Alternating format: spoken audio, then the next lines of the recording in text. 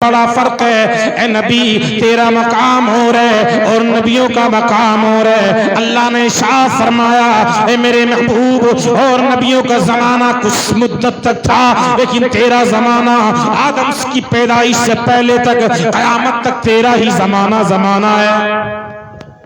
اللہ تبارک و تعالیٰ نے ارشاد فرمایا ما ارسلناک الا رحمتا للعالمین،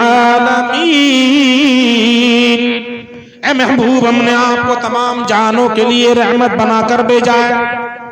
جب یہ میرا نبی مکہ المکرمہ میں پیدا ہوا، اللہ کے نبی صلی اللہ علیہ وسلم نے اور تمام نبیوں کا جو مشن تھا وہ یہی تھا، ایک رب کی عبادت کرو، ایک رب کی عبادت کرو، اور جو موجودہ نبی تھے ان کو نبی مانو۔ ہر نبی کا مشن یہی رہا۔ جب میرے نبی نے لوگوں کو مکہ میں دعوت دی، اے مکہ والو کا زمانہ گزر گیا، 40 سال کی مدت گزر گئی، میں نے اب تک کسی بات کے بارے میں تم سے نہیں کہا، میں نے کسی معاملات کے بارے میں نہیں کہا۔ پہلے 40 سال مسلسل اپنی شخصیت کو منوایا، اور اپنی شخصیت کو منوانے کے بعد میں اب مکہ کے لوگ جان چکے تھے محمد عربی سچے انسان ہے، یہ محمد عربی امانت دار ہے، یہ دیانت دار ہے۔ اگر کسی کو سامان رکھ کر کہیں باہر جانا ہوتا تو میرے نبی کی بارگاہ میں رکھا کرتا تھا، لیکن ابھی نبی نے نبوت کا اعلان نہیں کیا تھا۔ نبی صلی اللہ علیہ وسلم کو اللہ تبارک و تعالیٰ نے ارشاد فرمایا اے میرے محبوب پہلے اپنی شخصیت کو منوا لو، پہلے جب تمہاری ذات کو ماننے لگے، ایسا ہی ہوتا ہے جب پہلے اپنی شخصیت کو بندہ منوا لیتا ہے، جب کسی کو لوگ مان لیتے ہیں، جان لیتے ہیں، تب اس کی بات میں کوئی اثر پیدا ہوتا ہے۔ اگر کوئی کسی مقام پر جائے اور اپنی بات یوں ہی سنانے لگے، بتانے لگے، حکم دینے لگے تو لوگ ایک دم نہیں مانتے بات۔ پہلے اس کی شخصیت کو دیکھتے ہیں، پہلے اس کی جانچ پڑتال کرتے ہیں، دیکھتے ہیں کہ یہ امانت دار ہے یا نہیں ہے، جھوٹا ہے یا سچا ہے، اس کی باتوں میں کوئی فرق پیدا تو نہیں ہوا۔ اللہ اکبر، 40 سال کا زمانہ ہو گیا، کفاران مکہ نے دیکھا محمد عربی کا معاملہ قول و فعل ایسے ہی ہے، جیسے یہ کہتے ہیں ویسے ہی ہوتے ہیں، جیسے لوگوں کے سامنے ہوتے ویسے ہی تنہائی میں ہوتے ہیں۔ اللہ اکبر، میرے نبی نے لوگوں میں اعلان کر دیا اے لوگوں میں نبی بن کر تشریف لایا ہوں، کہا میں نبی ہوں اور آخری نبی بنا کر مجھے میرے رب نے بھیجا ہے۔ اے لوگوں، جب مکہ کے لوگوں نے یہ بات سنی، چند لوگ تو ایمان لے آئے، لیکن کچھ لوگ ایسے تھے جو اناد اور بغض رکھنے والے تھے۔ ابو جہل کرنے لگا اور اس نے کہا اے لوگوں اگر واقعی کوئی نبی ہوتے تو معاذ اللہ ہمارے خاندان میں پیدا ہونے چاہیے تھے۔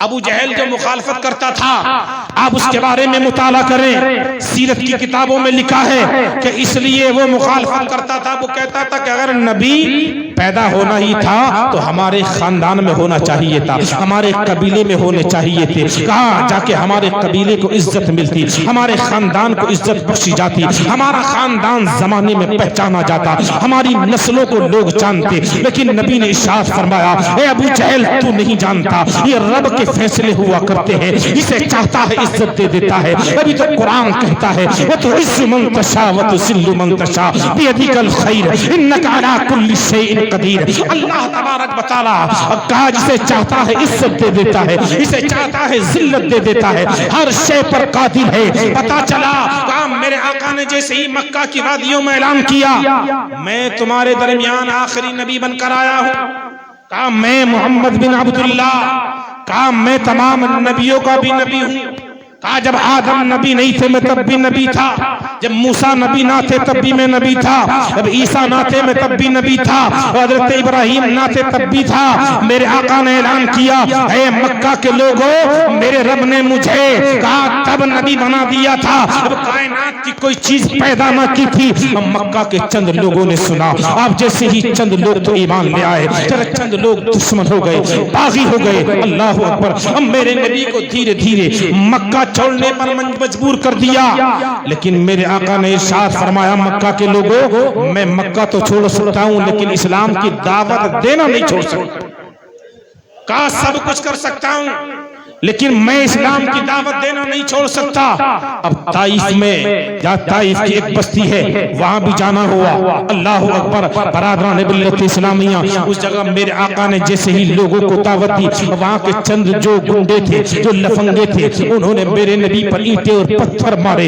اس قدر اینٹ اور پتھر مارے گئے کہ میرے نبی کی نالین مبارک جوتے مبارک خون سے بھر گئے. اللہ اکبر. اب جبرائیل بارگاہ مصطفیٰ میں آتے ہیں, یا رسول اللہ اجازت دیں کبھی بس طائف کی بستی کو ختم کر دیا جائے. کبھی حضرت اسرائیل آتے ہیں, یا رسول اللہ اجازت دیں تو طائف کی بستی کو ختم کر دیا جائے. کبھی حضرت اسرائیل آتے ہیں. اسی طرح سے فرشتے آتے رہے, یا رسول اللہ اجازت دیں تو ابھی طائف کی بستی کو ختم کر دیا جائے. برادران ملت اسلامیہ بستی آج بھی موجود ہے, پہاڑ بھی موجود ہیں, کہا جو حملہ ہونے کی جگہ تھی وہ جگہیں بھی موجود ہیں.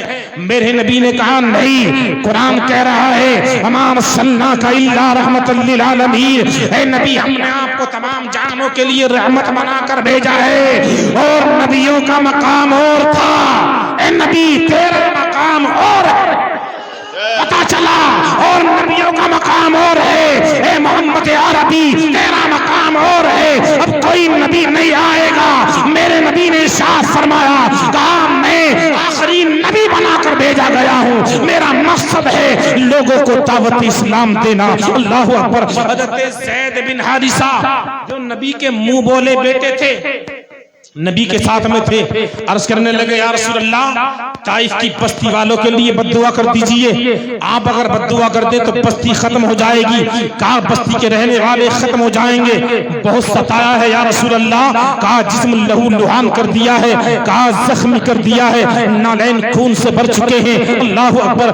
بڑی منت و سماجت کر رہے ہیں. حضرت زید بن حارثہ نے کہا یا رسول اللہ ہاتھ اٹھائیں, بد دعا کر دیں تاکہ یہ بستی ختم ہو جائے. لیکن نبی نے ارشاد فرمایا تھا, اے زید تو نہیں جانتا, میں جانتا ہوں. میرے رب نے مجھے کہا رحمت دو جہاں بنا کر بھیجا ہے, کہا اور نبیوں کا مقام اور ہے اور میرا مقام اور.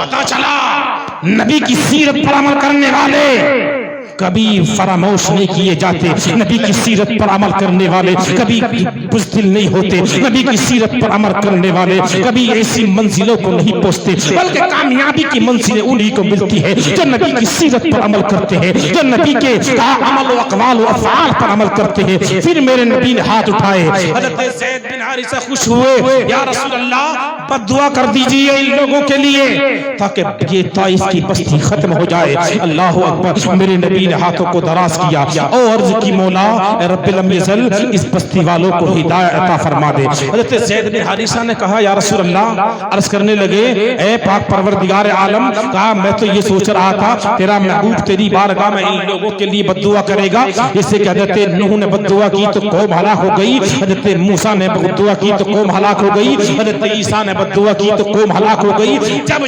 قوم نے نبیوں کو ستایا, جب قوم نہیں مانی تو نبیوں نے بارگاہ مولا میں ہاتھ اٹھائے, اے مولا اس قوم کو تباہ و برباد کر دے. قوم تباہ و برباد ہو گئی. میں یہ سمجھتا تھا. حضرت زید بن حارثہ نے کہا اب اس قوم کے تباہ و برباد ہونے کا وقت آ چکا ہے. میرے آقا نے کہا زید تم انہیں دیکھ رہے ہو, میں ان کی پشتوں کو دیکھ رہا ہوں, میں قیامت تک کو دیکھ رہا ہوں. اے زید مجھے میرے رب نے رحمت دو عالم بنا کر بھیجا. کہا نبی اللہ اکبر, کہا دعائیں کر رہے ہیں مولا انہیں ہدایت عطا فرما دے. اندازہ لگائیں نبی کی سیرت کا. نبی کی سیرت یہ ہے. اب طائف کی مقامات پر بھی کہا نبی کو بہت ستایا گیا, مکہ کی وادیوں میں ستایا گیا. اللہ اکبر. لیکن میرے نبی نے دعائیں کی مولا انہیں ہدایت عطا فرما. اللہ اکبر. دعائیں کرتے رہے. نبی کی سیرت یہ ہے, نبی کے افعال یہ ہیں, نبی کے اقوال یہ ہیں. کہا نوجوانوں نبی کے اقوال و اقوال پر عمل کرو. اگر کامیابی چاہتے ہو, اگر منزلوں میں کامیابی چاہتے ہو, اگر مقام اس طرح چاہتے ہو جیسے نبی نے کہا صحابہ کو درس دیا تھا, تو ہمیں اسی پر عمل کرنا ہوگا. برادران ملت اسلامیہ یہ صاحب جلوگر ہیں, ان کی تقریر نایاب ہونی ہے. وقت کی قلت ہے, میں اپنی وقت کی قلت کو یہیں ختم کر رہا ہوں. سب میرے ساتھ پڑھیں استغفر اللہ ربی من کل ذنب واتوب الیہ. جو کچھ میں نے کہا ہے مولا تبارک و تعالی, جو خامیاں خطائیں واقع ہو گئی ہوں مولا ان سب خطاؤں کو معاف فرمائے. سب پڑھیں میرے ساتھ استغفر اللہ اللہ ربی من کل ذنب واتوب الیہ وما علینا الا البلاغ. السلام علیکم ورحمۃ اللہ تعالی وبرکاتہ. وعلیکم السلام ورحمۃ اللہ وبرکاتہ.